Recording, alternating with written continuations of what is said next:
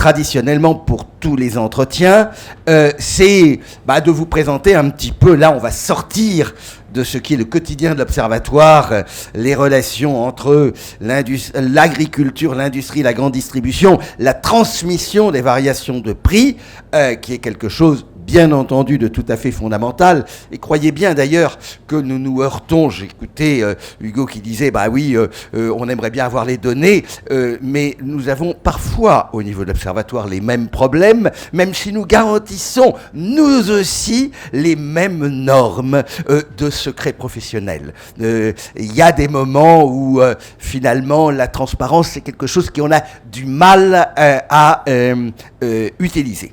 Donc on va revenir très en amont, on va revenir sur les marchés agricoles, sur les marchés mondiaux, sachant bien entendu que nous sommes dans un contexte dans lequel le temps où l'Europe était un fortin protégé par la politique agricole commune, où les prix agricoles étaient déterminés lors des marathons qui se tenaient aux alentours du mois de juin, et où dans les petites aubes blêmes de Bruxelles, le ministre de l'Agriculture sortait épuisé et disait « Voilà les prix que vous allez avoir pour l'année prochaine ». Ce temps-là est bien entendu totalement révolu.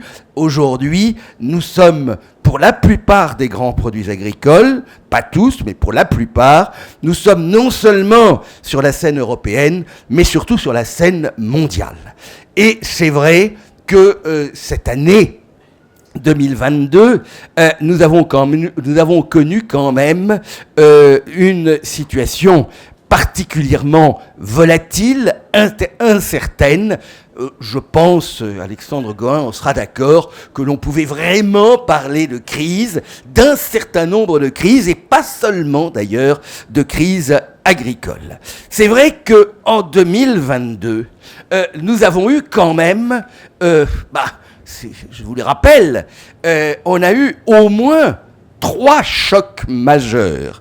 Un choc géopolitique, celui de la guerre en Ukraine, un choc sanitaire ou la poursuite d'un choc sanitaire, puisque, je ne vois plus pratiquement dans la salle qu'une seule personne raisonnable et qui porte un masque, mais pour le reste, nous avons tourné, nous, la page du Covid. Je vous rappelle que la page du Covid, elle n'est pas tournée, que d'abord, on n'a pas terminé de conjuguer l'alphabet grec, et que l'année dernière, nous avons quand même vécu avec la politique du zéro Covid en Chine, qui a marqué quand même un coup d'arrêt assez brutal à la croissance de ce qui est, suivant la manière dont vous le calculez, la deuxième ou la première économie de la planète. Enfin, que face à un choc inflationniste que l'on découvrait avec un peu de retard, nous avons connu en 2022 un coup de frein et un serrage monétaire extrêmement important. Grossièrement, les taux ont été augmentés par les banques centrales de l'ordre de 4,5%, et cette hausse n'étant pas totalement terminée.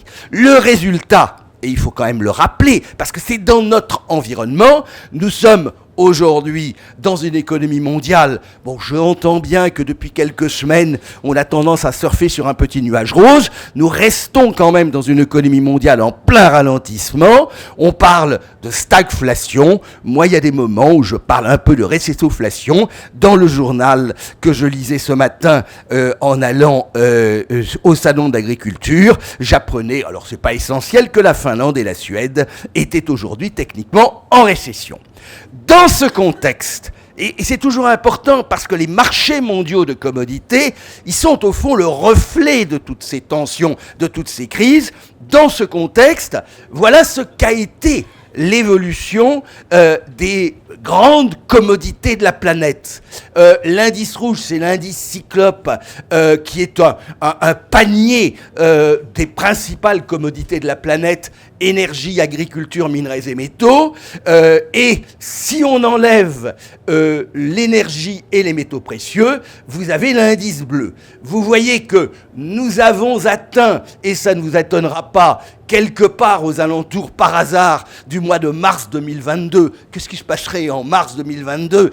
C'était la poursuite de ce qui s'était passé le 24 février 2022. Nous avons atteint des niveaux qui étaient des niveaux historiquement records. Vous voyez que les points les plus bas avaient été atteints à la fin du 19e siècle, et tous mes graphiques étant en semi-log, vous voyez qu'on a là quand même des hausses extrêmement sensibles.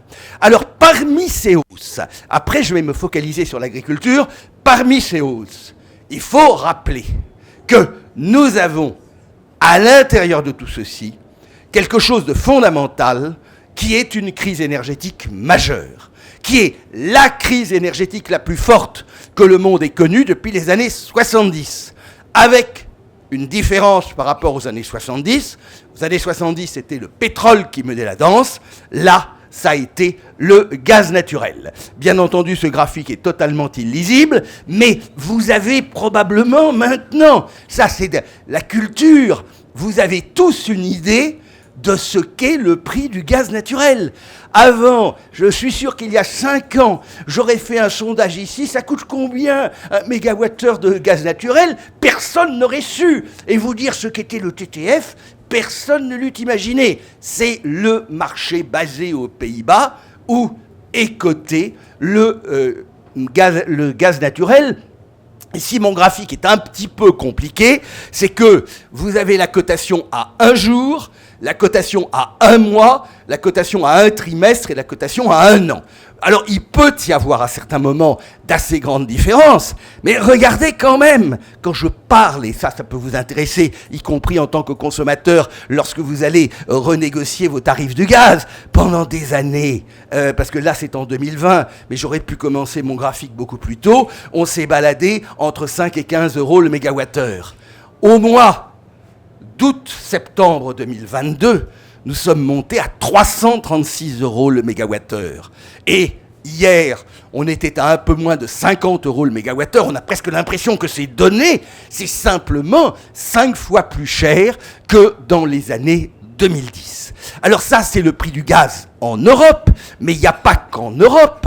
C'est aussi le prix, par exemple, du gaz naturel liquéfié sur le marché mondial. Alors je sais bien, c'est un peu compliqué ça, parce que le gaz naturel, le GNL, il est coté en dollars, le million de BTU. BTU, c'est le British Thermal Unit. C'est l'unité dans laquelle on calcule les prix du gaz sur le marché américain et au niveau international. Le grand avantage, c'est que si vous prenez par exemple, quand on est à 20 $ le million de BTU, c'est à peu près là qu'on est, vous multipliez par 6, et ça vous donne le prix du gaz naturel en équivalent baril de pétrole. Ça veut dire qu'actuellement, et vous voyez qu'il y a quand même un parallélisme entre le prix européen et le prix mondial. Alors ce serait intéressant de savoir, mon cher Alexandre, quel est le marché déterminant. Là, en plus, c'est pas exactement le même produit, parce que l'un est gazeux, l'autre est liquide. Mais vous voyez qu'il y a quand même une sacrée corrélation. Quand on est aujourd'hui à 20 $, ça veut dire que le gaz naturel vaut l'équivalent de 120 $ le baril de pétrole. Et vous voyez que au plus haut, toujours au mois d'août-septembre 2022, on est monté à 70. 6 x 7, 42, ça me fait 420 $ le baril équivalent pétrole. Donc il faut quand même le mentionner, d'autant plus que ça a eu un impact, je vous le rappelle, sur l'agriculture par le biais des engrais azotés. Le prix de l'ammoniac. On a découvert, tout le monde s'est obsédé sur Nord Stream, Druzhba, enfin tous les tuyaux qui nous reliaient à la Russie, mais il y a un tuyau dont on n'a pas beaucoup parlé, c'est celui qui part de Togliatti et qui arrive à Yuzhny, qui est un port à côté d'Odessa, et qui est un tuyau d'ammoniac. Et celui-là, il n'a pas réouvert, et donc nous avons eu des tensions extrêmement fortes sur le prix des engrais azotés, sur le prix de la potasse aussi, je vous le rappelle, puisque la potasse, il y en a en Russie et en Bélarus, ce qui n'était pas forcément très très sympathique. Enfin, et j'en arrêterai là sur cette crise, ceci a eu un impact sur les prix de l'électricité, en Europe. Ça, c'est un cas très européen, et vous savez que c'est un des grands sujets de débat, c'est le problème de l'organisation du marché de l'électricité en Europe, qui se retrouve de facto corrélé aujourd'hui au prix du gaz.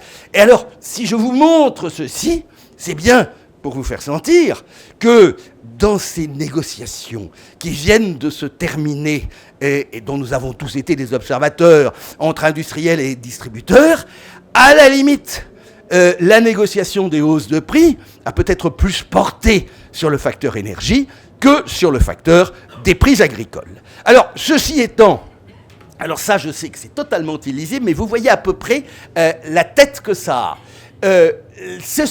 C'est l'évolution des prix moyens de l'ensemble des commodités que nous suivons, le prix moyen 2022 versus le prix moyen 2021. Plus 154% en moyenne, plus 154% pour l'électricité en Europe. Tout ça, c'est électricité, charbon, le fret maritime sur les tankers. Vous retrouvez quelques produits agricoles. On va y voyez, plus 42% pour le blé en Europe, etc. Les seuls prix sur lesquels on a eu quelques baisses, ce sont plutôt les métaux précieux, quelques petits métaux aussi, et puis en particulier lié là au ralentissement économique chinois, le minerai de fer. Donc je vous montre ceci simplement pour bien situer le fait que notre ensemble des produits agricoles se retrouve dans un contexte beaucoup plus vaste. Alors, revenons sur les prix agricoles. Alors ça, c'est l'indicateur que nous calculons. Il est à peu près la même évolution que vous retrouvez sur l'indicateur que calcule la FAO.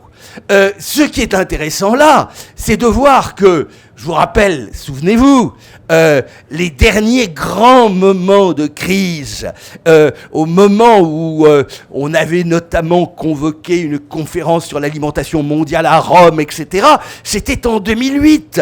Et le point le plus haut pour les prix alimentaires, au niveau mondial, en dollars, je vous rappelle, et en dollars courants, on était sur la période 2011-2012. Depuis, les prix étaient largement retombés. Vous voyez que, j'insiste bien là-dessus, la remontée des prix, le point bas est atteint en 2020 et on remonte dans toute l'année 2021. Et on ne parle pas d'Ukraine là, à l'époque. Et au contraire, l'Ukraine sur la campagne 2021-2022, arrêtée trop tôt, va déjà réussir une campagne historique. Qu'est-ce qui se passe là ? Essentiellement, l'émergence de la Chine comme premier acheteur mondial. Comme la Chine, en 2019, avait importé moins de 20 millions de tonnes de céréales, en 2021, elle en importe plus de 60 millions de tonnes, et en 2022, ça va légèrement diminuer, mais ça se situe à 52 millions de tonnes. Donc, là, ensuite, il y a effectivement les tensions au lendemain de l'invasion de l'Ukraine. Personne ne l'avait anticipé, cela. Il faut quand même appeler un chat un chat. Aucun d'entre nous ne pensait, que Poutine allait commettre pareille erreur, qu'il n'allait pas réussir son blitzkrieg, et que, au contraire, la guerre se poursuivrait sur tout le littoral de la mer Noire, bloquant de facto le potentiel agroexportateur de l'Ukraine. Pour un temps, en tout cas. Et dans un premier temps, on a même pensé que c'était l'ensemble de la mer Noire qui allait se retrouver incapable d'exporter. De ce fait, regardez d'ailleurs les cours du blé. Donc là, vous avez Paris en bleu et Chicago en rouge, mais tout ramené en euros la tonne, parce qu'on est ici, et autant parler en euros la tonne. Vous voyez que la hausse des prix avait commencé bien avant. La première fois que le Matif passe la barre parce que là, c'est des cotations qui sont en mensuel, mais la première fois que le Matif passe la barre des 300 €, ce qui nous paraissait extraordinaire, c'est à l'automne 2021. Alors, bien entendu, ensuite, au lendemain de l'invasion de l'Ukraine, vous le savez, on va passer au-dessus des 400 € la tonne. Alors, si je dis d'ailleurs que le blé a été la vedette paradoxale de 2022. Et c'est qu'en fait, il n'y a pas eu vraiment de problème sur le blé. Lorsque on en avait parlé l'année dernière avec Michel Portier qui était intervenu dans ces entretiens, donc le salon avait dû se tenir au mois de mars, donc quelques jours après, mais le gros de la campagne d'exportation de blé était quasiment terminé. Dans les 20 millions de tonnes de céréales qu'il restait à exporter le 25 février 2022, il y avait 5 millions de tonnes de blé et 15 millions de tonnes de céréales secondaires. In fine, vous connaissez l'histoire, les tensions vont monter grossièrement sur le blé jusqu'au mois de avril-mai, et c'est là. Ça, c'est l'irrationnel des marchés financiers, cher Alexandre. C'est assez intéressant d'essayer de comprendre pourquoi en 2022, on a eu toutes les tensions sur le blé et on n'a eu pas tellement de tensions. Regardez, moi, ce que j'appelle la vraie vedette, ça aurait dû être le maïs. Oui, le maïs est monté, mais au maximum, vous voyez, là, c'est les cotations à Chicago, au maximum, il est monté à 8 $ le boisseau. Alors que le blé était monté à 12 ou 13 $ le boisseau. Il y a eu des moments où il y avait un écart de 5 $ le boisseau sur le blé, entre blé et maïs. Aujourd'hui, l'écart, il est de l'ordre de 80 cents à 1 $. Tout simplement parce que dans l'imaginaire collectif, pour tout le monde, l'Ukraine, c'était la terre, c'était le grenier à blé. Ben non, l'Ukraine, c'est avant tout un grenier à maïs, je vous le rappelle. L'Ukraine est le 2e exportateur mondial de maïs et seulement le 5e exportateur mondial de blé. Mais pour tout le monde, c'était le blé. Il y a même des gens qui me disaient « Est-ce que tu crois que la France va manquer de blé avec l'histoire de l'Ukraine ?» Il y a beaucoup de pédagogie à faire, hein, de rappeler « Oui, la France... » Non, ah mais non, mais je t'assure, en Ukraine, on ne fait pas de blé dur non plus. Et le blé dur, c'est fait pour les pâtes alimentaires. Et les tensions sur le blé dur, on les avait eues l'année précédente avec une sécheresse au Canada. Mais ça c'est un petit problème. Donc, on aurait dû, normalement, avoir de vraies tensions sur le maïs, que l'on a eu un peu, mais pas tant que cela, dont le prix, par contre, vous le voyez, s'est maintenu, parce que là, effectivement, il y a un manque à produire de la part de l'Ukraine, et donc un certain nombre de pays, la Chine, mais aussi l'Espagne, qui ont été amenés à rediriger leurs importations, alors que sur le blé, on n'a pas véritablement manqué, et le résultat, alors là on ne l'a pas vu, le graphique précédent est en moyenne mensuelle, mais vous le savez, les prix du blé, après avoir culminé à 410 ou 420 €, on est peu à peu retombé, et aujourd'hui on est en dessous de la barre des 300 €, donc on a quasiment effacé le facteur ukrainien. On a eu, entre guillemets, la chance d'excellentes récoltes en Australie, d'excellentes récoltes en Russie, il faut bien le signaler aussi, de pas trop mauvaises récoltes en Inde, et globalement, le marché a été à peu près approvisionné. Je vous signale d'ailleurs que il y a eu, à la limite de la part des Nations Unies, un peu de propagande lorsqu'ils ont dit c'est la crise alimentaire mondiale. Il y a eu effectivement une crise pour un certain nombre de pays importateurs qui ont payé en moyenne 100 $ la tonne en 2022 de plus leurs importations de blé. Ça représente effectivement des sommes de l'ordre d'une dizaine de milliards de dollars qu'un certain nombre de pays ont eu des problèmes à payer. Mais globalement, on n'a pas eu de situation véritable de pénurie telle qu'on aurait pu l'entendre jusque-là. Je vous signale d'ailleurs que aujourd'hui, nous nous trouvons dans une situation dans laquelle, bien entendu, l'Ukraine a moins produit. Elle est revenue sur février, les chiffres sont juste tombés ce matin, l'Ukraine a exporté en février 5,2 millions de tonnes de grains, plus qu'en février 2022. Que ce soit par la terre, que ce soit par le corridor céréalier, la grande question maintenant est de savoir si le 17 mars, la Russie va donner son accord pour pour la poursuite du fonctionnement de ce corridor. Mais le résultat, c'est quand même que nous sommes revenus à des niveaux de prix qui sont quand même un tout petit peu plus fréquentables, même si vous voyez ici les... Alors là, je pense bien entendu aux éleveurs, et on a parlé des éleveurs de porc, qui ont pris donc la hausse des prix du maïs, et qui ont pris aussi... oui, mais comment ça se fait, c'est pas le même? Ah oui, et qui ont pris aussi, et à la limite, on n'en a pas assez parlé, le maintien des prix du soja. Alors là, je prends la fève de soja. Et c'est vrai que ce qu'on appelle le complexe soja, fève, huile et tourteau, qui détermine aussi la marge de trituration, au passage, peut être assez complexe, hein, puisque autant le tourteau, c'est effectivement la Chine qui en est devenue presque le premier producteur mondial, mais c'est pas elle qui fait le prix quand même, hein. C'est sur Chicago qu'il se forme. Autant sur l'huile, il y a l'huile de soja, il y a l'huile de palme, et vous allez voir d'ailleurs que l'histoire de l'huile de palme cette année a été particulièrement amusante. Et ça, à la limite, ça a beaucoup plus joué sur les huiles que nos affaires sur le tournesol. Puisque, qu'est-ce qui s'est passé sur l'huile de palme? Vous avez eu des tensions liées au Covid, liées à la non-circulation des travailleurs, qui a fait que, en particulier, un pays comme la Malaisie a vu sa production diminuer du fait de l'incapacité de renouveler sa main-d'œuvre agricole, qui étant essentiellement des travailleurs immigrés, et puis l'Indonésie, en proie à quelques petits problèmes de production, qui a trouvé le moyen, au mois de mars 2022, de décréter un embargo à l'exportation, ce qui a fait flamber le marché. L'embargo a duré 1 mois.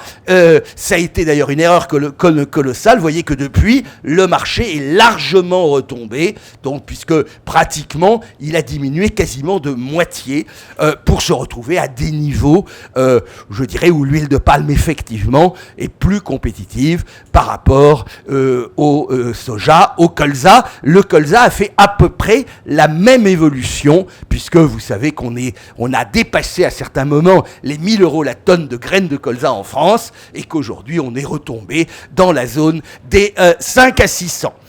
Je vous en passe quelques autres quand même.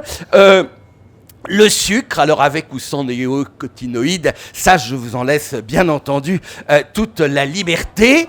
Alors là on est en Seine-Salive, c'est le marché mondial. Il y a une certaine différence entre le marché mondial et le marché européen quand même, qui est en général un petit peu moins bien valorisé. On est, vous le voyez actuellement, vers 17-18 cents la livre, ce qui est... Soyons honnêtes, finalement, un niveau de prix qui peut apparaître tout à fait correct, reflétant à peu près la réalité des coûts de production. Alors, aux parités dollar-euro près, un très bon betteravier de la Marne et donc son sucrier afférent doit sortir quand même vers 17 à 18 cents. Et au Brésil, on est sur de la canne aux alentours d'une dizaine de cents. Au passage, vous voyez l'extraordinaire volatilité qui a pu être historiquement celle du marché du sucre. Et puis, je sais pas, je pense que France Agrimaire nous offrira un petit café à la fin du buffet. Voyez, alors là, c'est pour bien d'autres raisons. Il n'y a pas de lien avec l'Ukraine, il n'y a pas de lien avec la Chine. Il y a un lien et qui reste fondamental, qui est le lien climatique. Qu'est-ce qui se passe ici? Vous avez des gelées au Brésil dont on ne sait pas très très bien quelle part du parc de caféiers vont être affectées. Finalement, on sait que ça va être un peu moins important que ce qu'on pensait, mais entre 15 et 20% des caféiers sont brûlés par le gel. Les prix montent, se tiennent à peu près sur le début de 2022, et puis les perspectives de bonne récolte et de recrudescence de la production, notamment en Colombie et au Vietnam, ont provoqué la baisse des prix que vous voyez là. On reste quand même à des niveaux historiquement plutôt élevés. Alors, sachant que là, c'est un indicateur global du café, et ça reflète quand même le poids de l'Arabica. Les prix du Robusta, eux, ont été d'une dramatique faiblesse et sont restés quand même très très bas. Et l'écart entre les deux avait quand même très très fortement augmenté. Voilà un petit peu la situation sur les marchés mondiaux. Je voudrais vous rappeler, parce que là, je n'ai pas toujours d'éléments, que ça, c'est tous des produits, et c'est intéressant par rapport à ce que disait Alexandre, c'est tous des commodités sur lesquelles on a le marché à terme, donc sur lesquelles on a des modes de formation des prix qui ont quand même l'avantage d'une certaine transparence, avec des autorités de régulation qui les contrôlent. Donc, c'est quand même des choses. Bon, là, peut-on dire... Alors, beurre et poudre de lait, nous avons des estimations. On n'a pas de marché. Alors, vous avez certes un marché à terme à Leipzig pour les produits laitiers, mais en fait, on sait très bien que le prix du beurre et de la poudre dépend de la régulation initiée par Fonterra, le grand producteur néo-zélandais, et donc c'est un peu le prix des enchères de Fonterra.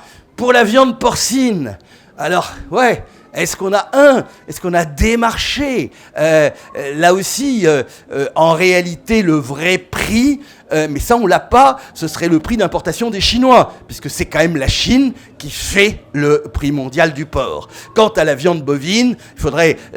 là, ce que j'ai mis, porcine et bovine, c'est l'évolution moyenne des prix sur le monde européen. Donc, quand même une situation globale de forte tension sur l'ensemble des marchés, et pas que du fait de la situation ukrainienne. Alors, quelles sont les perspectives qui peuvent être les nôtres? Ça vient? Ouais, non, parce qu'il est là, il n'est pas là. Ah ben ouais. Bon, moi je vois bien, mais... Bon, alors, quelles sont les perspectives qui peuvent être les nôtres pour 2023, sachant qu'en fait, il faut raisonner 2023, oui, alors c'est encore mieux, 2023-2024. Mais comme c'est du texte, à la limite, il vaut mieux que vous me suiviez. A priori, on devrait avoir, pour la campagne 2023-2024, on devrait avoir de bonnes récoltes. Et pour l'instant, on voit la Niña qui s'en va peu à peu, et les craintes que l'on avait sur El Niño, bon, on les a ressorties, n'ont pas l'air en tout cas de se concrétiser sur cette campagne, en tout cas. Les inconnues qui sont les nôtres, quelles sont-elles? En dehors de l'inconnu climatique, bien entendu, et qui peut avoir une certaine importance. Je vais vous en donner un exemple. Le niveau de la mousson en Inde est un élément déterminant pour le marché mondial du sucre. Parce qu'en fonction du niveau de la mousson, le gouvernement va anticiper ou non, enfin, va anticiper le niveau de la production de sucre, bah ouais, le niveau de la production de sucre en Inde et le niveau des quotas d'exportation de sucre qui sont alloués. Vous ne le savez peut-être pas, mais l'Inde, c'est le premier producteur mondial de sucre, devant le Brésil. C'est un exportateur, mais d'une année sur l'autre, en fonction du marché intérieur indien, les exportations peuvent se balader entre 6 et 12 millions de tonnes. Ça ne vous paraît pas énorme, mais le marché mondial du sucre, parce qu'il y a la production, mais il y a les échanges. Le marché mondial du sucre, c'est 40 à 50 millions de tonnes. Donc, on voit immédiatement l'impact que ça peut avoir. Donc, la dimension climatique, elle demeure essentielle. Pour l'instant, la plupart des voyants sont au vert. La deuxième inconnue, c'est, à court terme, j'en ai déjà parlé, celle du corridor céréalier ukrainien, mais au-delà, de la guerre. Et de savoir, par exemple, si les exportations céréalières russes ne vont pas être quand même touchées à un moment ou à un autre. À l'heure actuelle, nombre de négociants signalent des difficultés de la part des banques pour financer des opérations d'exportation de céréales russes. Et il en coûte plus cher en termes d'assurance sur les cargaisons, autres machins de ce genre. Donc on a quand même un gros point d'interrogation, même si on peut imaginer que pendant la guerre, le business va continuer. La troisième interrogation, ce sont les importations chinoises, que ce soit de céréales. On a vu qu'elles ont diminué entre 2021 et 2022. Elles restent quand même historiquement très très élevées. Que va-t-il en être en 2023 ? Les importations de soja sont plutôt stables. La Chine est déjà le premier importateur mondial d'huiles oléagineuses. Elle est le premier importateur mondial de sucre. Et la politique agricole chinoise, c'est vraiment l'obscure clarté qui tombe des étoiles. Et puis, on peut quand même parler des contradictions européennes. Certes, on a mis From Farm to Fork sous le coude. Que va-t-il en être du pacte vert ? Et il est clair qu'aujourd'hui, on navigue un petit peu à vue en ce domaine entre ceux qui veulent maintenir la souveraineté alimentaire et ceux qui pensent au contraire que l'on doit en préparer la transition environnementale. Je vous rappelle aussi que vous ne devez pas enterrer la crise du gaz, car pour moi les prix du gaz vont monter. Ça me paraît être à peu près une évidence. Et donc ceci aura des conséquences notamment sur le prix des engrais.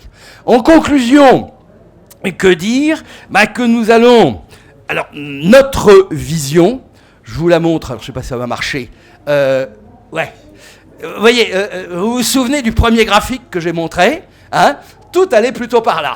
Là, notre vision, moyenne 2023 versus moyenne 2022, tout est plutôt orienté à la baisse, avec par exemple moins 9% pour la graine de soja, moins 10 pour le tourteau, moins 11 pour le blé à Chicago, moins 13 pour le blé à Paris, ça c'est pour des raisons de change aussi, moins 23 sur le coton, moins 26 sur le café, moins 24 sur l'huile de palme, je vous fais grâce des autres, à la hausse, mais ça je tiens à signaler, c'est Patricio Mendes del Villar, on a la chance d'avoir en France un des meilleurs spécialistes du marché mondial du riz au CIRAD, qui est Patricio Mendes del Villar. Lui est plutôt haussier sur le prix du riz, alors qu'il avait été en baisse l'année dernière, sur le sucre plus 5%, etc.